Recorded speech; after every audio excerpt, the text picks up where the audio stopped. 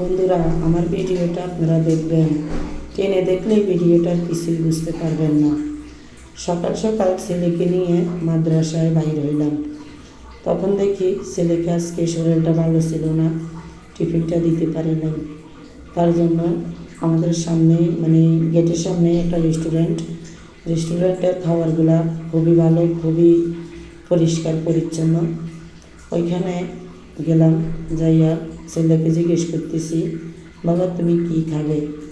তখন আমার ছেলে বলতেছে আমার ছেলের কেকটা খুবই প্রিয়, সে কেক খাইতে চায় বেশি। তো সে বলতেছে কেক নেওয়ার জন্য। তো আমি কি করছি, ওকে যে সেলম্যান আছে ওনাকে বলতেছি যে একটু কেক দেন।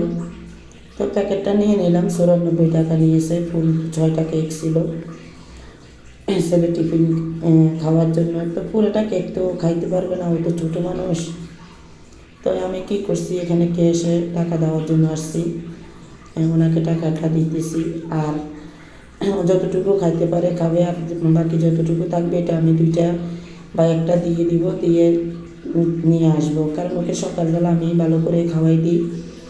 আর ছোটো মানুষ তো, সবাই স্কুলে যত টিফিন খাইতে বসে তখন ও মুখের দিকে তাকায় থাকবো, তার জন্য একটু দিয়ে দিই। মন চাইলে খাইবে, না চাইলে তো খাবে না।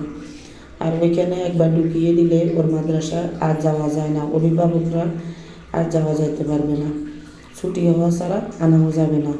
তো এখানে মিষ্টিগুলো দেখে আমার কিন্তু খুব লোভ পাইতেছে, কারণ আমি কিন্তু মিষ্টি খাইতে অনেক পছন্দ করি। তো দেখেন আপনারা, এখানে মিষ্টি খুবই সুন্দর দেখা যাইতেছে, সেই স্বাদ মিষ্টি, আমার থেকে খুব ভালো লাগতেছে। আপনারা কে কে মিষ্টি খাইতে পছন্দ করেন? আমি কিন্তু মিষ্টি খাইতে খুব পছন্দ করি, কারণ মিষ্টি আমার একটা ফেভারিট একটা খাবার। বিরিয়ানি আর হয়েছে মিষ্টি, এই 2টা হইলে আমার আর কিছুই লাগে না। আপনারা খাইতে পছন্দ কিনা অবশ্যই জানাবেন।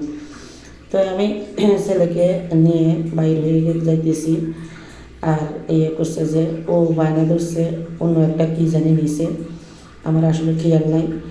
তো এদিক দিয়ে বাইরে যাইতেছি, এখন ওর একটু করে ওর মাদ্রাসা